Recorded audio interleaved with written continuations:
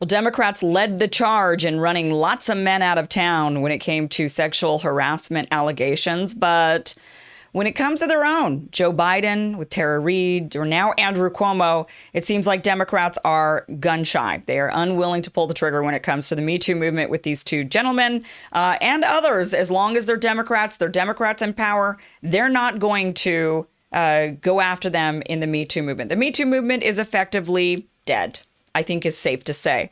So Andrew Cuomo is facing allegations from numerous women, 3 women, in fact, at this point, of sexual harassment. So I'm going to go through the various different ones here and explain exactly what he's facing. I know you've probably been hearing about a lot of it in the news. And a real big question is whether or not we think he should resign. So first of all, you've got Lindsey Boylan. I don't know if this is Lindsey Boylan. I'm not actually sure who the women. There's various different women you're going to see on the screen here. But the first one is Lindsey Boylan. And on December 13th, she was a former aide for Cuomo who was anyway, she alleged in December that he sexually harassed her for years. She said many saw it and watched. Boylan further alleged that Cuomo exists without ethics, takes advantage of people, including me, and ran a toxic team environment. And of course, Cuomo denied these allegations. You know, we've also seen some other people come forward about Cuomo and his bullying, saying that he was just a bad person. There's been men coming out saying that even though he hasn't sexually harassed them or assaulted them, that he was just a tyrant and that he's a very mean bully.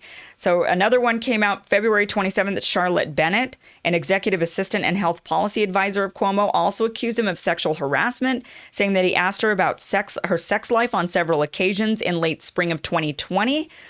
Amazing that he would do that after the Me Too movement. Like, you've seen this Me Too movement happen. You've seen all these men get run out of town. And in 2020, when the Me Too movement, the Me Too movement really started when 2018, I think there was a lot of that running men out of town, right?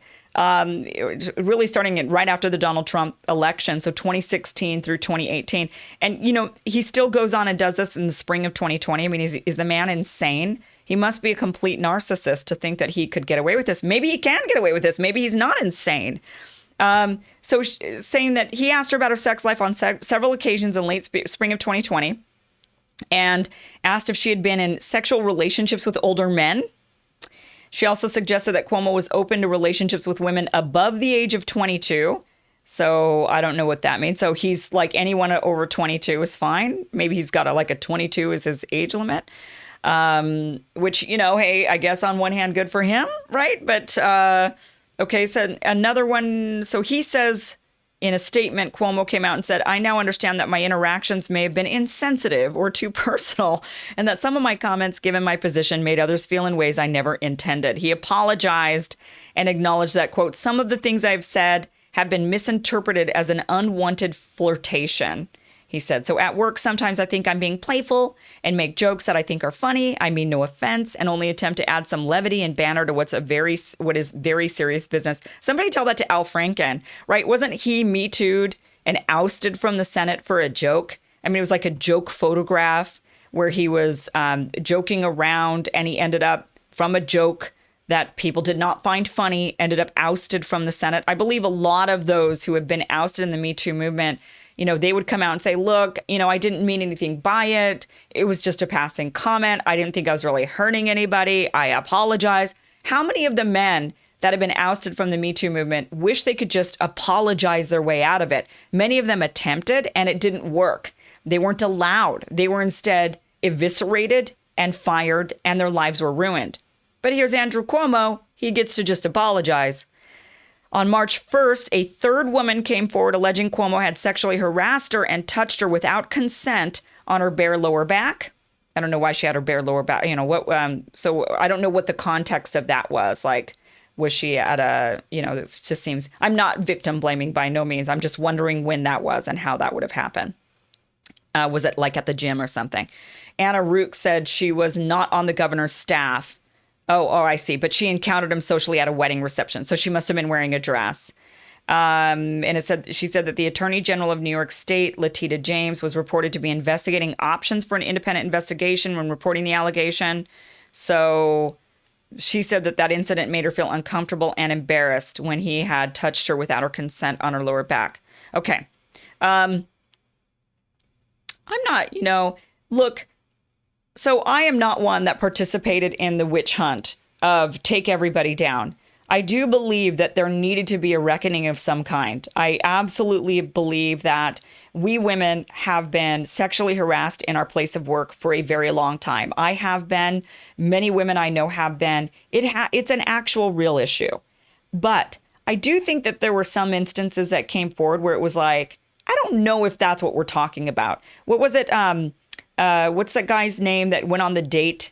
Ansari, is that his last name? So he goes on I forgot his full name because I don't pay that much attention to pop culture, but the Ansari guy, so he goes on a date and he tries to get the date to, get down and dirty with him. And she does. And then she later on was mad and said that she tried to take him down in the Me Too movement. To me, in a situation like that, he was not in a position of power over her. There are some women that will disagree and they say, well, yeah, he was because he's famous. And his fame made her feel like she had to do something because he was famous. I don't really think I buy that. I think that somebody would have to threaten you. You'd have to feel like there was a threat to your livelihood in some way or a threat to your safety in some way. Not just what will it do to me if this guy... Now, if he alluded and he said, what would the world think if they found out that you rejected me and I'm going to go tell everybody, then that would be something, right? Saying like, I'm going to ruin your life in some way and somebody feels intimidated by that. I could see that.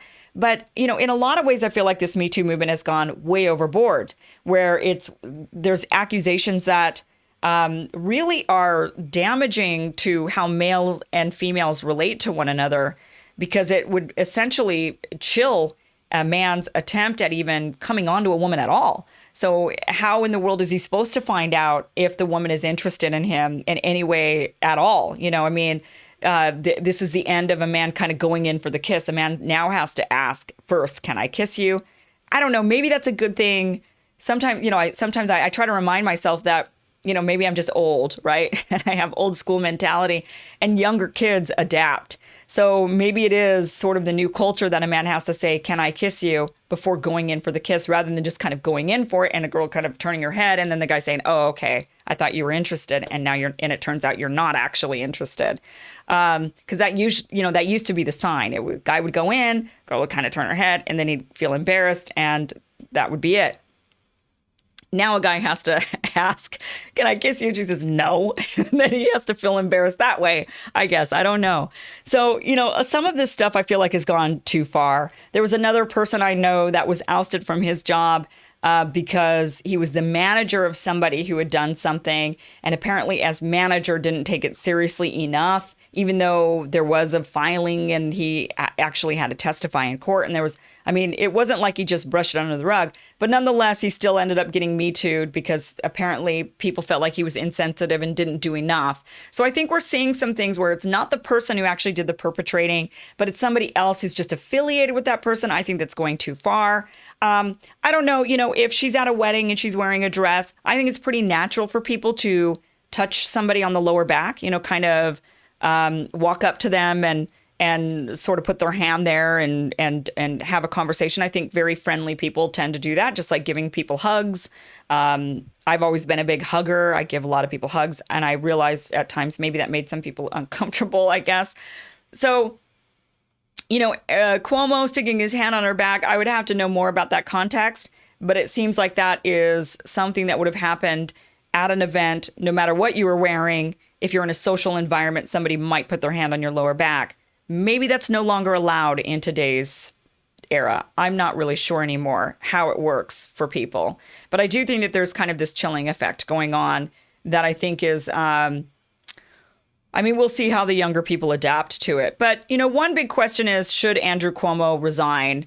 A lot of people are basically saying, nah, especially a lot of Democrats, which is hypocritical considering Democrats were the ones who really led the charge on the Me Too movement. They were calling for everybody's head before. And now they're saying, nah, let's not. Here's a clip actually from The View. This is Joy Behar. She's basically saying, let's just go ahead and allow it to sweep under the rug. No big deal. Here she is.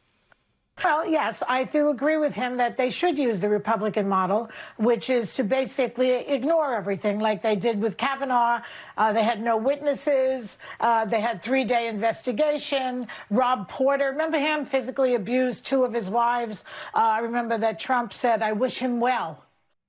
Yeah, so now you've got Democrats on The View who are saying, you know what, let's just sweep it under the rug, no big deal. There's no evidence yet. Let's wait. And of course, did they even talk about Tara Reade? You know, that was completely swept under the rug when we were talking about Joe Biden. Nobody wanted to talk about Tara Reade. The media wouldn't even breathe her name for weeks on end after she came forward saying that she had been sexually not just harassed, but actually assaulted by Joe Biden. And, you know, nobody said anything about that. And now when it comes to Andrew Cuomo, they want to sweep it under the rug as well. It is absolutely hypocritical of Democrats. These were the same people who eviscerated Brett Kavanaugh. These are the same people that went after, you know, anybody and everybody. They said off with their heads if there was somebody on the other side of the aisle.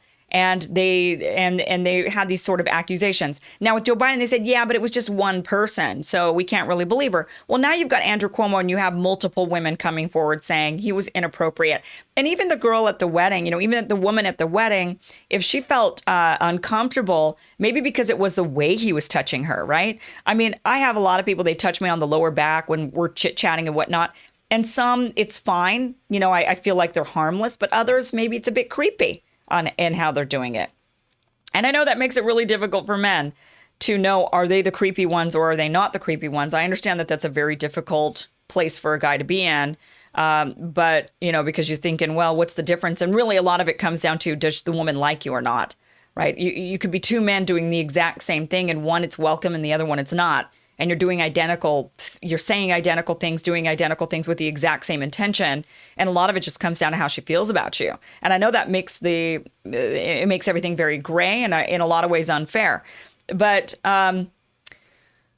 so, you know, Democrats are being hypocritical about Andrew Cuomo. The big question is, should he resign? And I have mixed feelings on this one. Part of me says, no, he should not resign until there's more evidence, until they actually go through the process and, you know, investigate and look at everything. And then if he's found guilty, that's when we actually have him resign. I feel like that is what the stance I've taken with anybody else, right? So if there was a Republican that was accused of something, we have to go through the process and do an investigation. And once there's an investigation and evidence, and then it looks like all signs are pointing to the fact that this person actually is a creep, then we do say, okay, it's time for you to step down from public office. So I do think that there needs to probably be more of an investigation on this, and there needs to be more, more looked into with his behavior, not just with women, but how he's been treating other people as well. And perhaps if the voters who voted Andrew Cuomo in office, it's not up to the rest of us. I'm not a New Yorker. I don't live in New York. But if the New Yorkers feel like Andrew Cuomo no longer represents them and that they would like him to step down, then I think it's up to the New Yorkers to call for him to resign. It is up to them. Now, if he's found guilty, I would hope that New Yorkers, you know, if the investigation comes back, and I don't know if there's any if there was any criminal activity that has gone on, so the investigation wouldn't necessarily come out with some sort of charge against Andrew Cuomo. But if the investigation that they do does turn out that this guy is certainly showing less and less like he should be the representative for the state of New York, then I would hope that the New Yorkers would hand him his ass and say, here's your walking papers, get the hell out of here, in a very New York style. I would hope that they do that. But, you know, that is up to New Yorkers. And ultimately, I think the evidence is mounting against him. I can say that it's mounting against him, and it's looking more and more like the man is guilty. I'm surprised, though, that this is what New Yorkers are mad about. You know, they're finally going after him for sexual harassment and not after the many deaths from the nursing homes and the mismanagement of the pandemic. This is the one thing that they instead choose to go after. And in my book, death is worse than sexual harassment. That's for sure. So, but nonetheless, you know, we're seeing that the dominoes are falling when it comes to Andrew Cuomo, and he very well might be ousted from office for this. He's saying he's not going to resign. Here's actually Andrew Cuomo saying, nah, he's going to stick around. Here's the clip from him saying this. Look, some politicians will always play politics, right? That's the nature of the beast. I don't think today is a day for politics. I wasn't elected by politicians. I was elected by the people of the state of New York. I'm not going to resign. I work for the people of the state of New York. They elected me, and I'm going to serve the people of the state. Yeah, I wonder when is he up? When is his office term done? So he says, I'm not going to resign. I work for the people of New York, and so I'm not out of here. I wonder when is the wasn't he just recently elected, actually, because Cynthia Nixon ran against him. So I feel like he's got a couple more years, at least, maybe 2 more years before he's out of office. So, he says he's not going to resign. Democrats certainly aren't pressuring for him to resign. It's not likely he's going to resign. But I think that with the mounting evidence against him, I really think this is one of those cases where Democrats should be saying it's time to resign. Right? It's time to step down. There's too many people coming after you saying that not only do you sexually harass them and make them feel uncomfortable, but you're a bully. So, but I am a believer of we do need to have a bit more evidence, and we do have to have some forgiveness and empathy. I think when it comes to some cases we've seen in the, far distant past of somebody have done something 30 years ago that was insensitive, nothing like assault or rape or harassment or anything like that. That's something that I do think has to be addressed no matter when. Later, even if it's decades later, but other things that maybe were insensitive that they did back 30 years ago when at that time it wasn't insensitive. But by today's standards it is. And suddenly that person is being judged by today's standards for things they did 30 years ago. I'm not a big believer in that kind of stuff. I think that there needs to be some empathy and some, we need to be allowed to evolve as humans. We need to allow ourselves to change, evolve, grow, become more enlightened.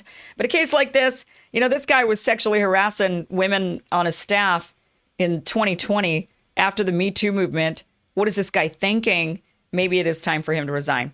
All right, guys, thank you so much for watching the show. Thank you so much for being here. Please be sure to subscribe to the channel. Also, I run on your donations. I run on, this is independent media. So if you would like to contribute to the channel, I always really appreciate that. The links are down below on how you can support the show.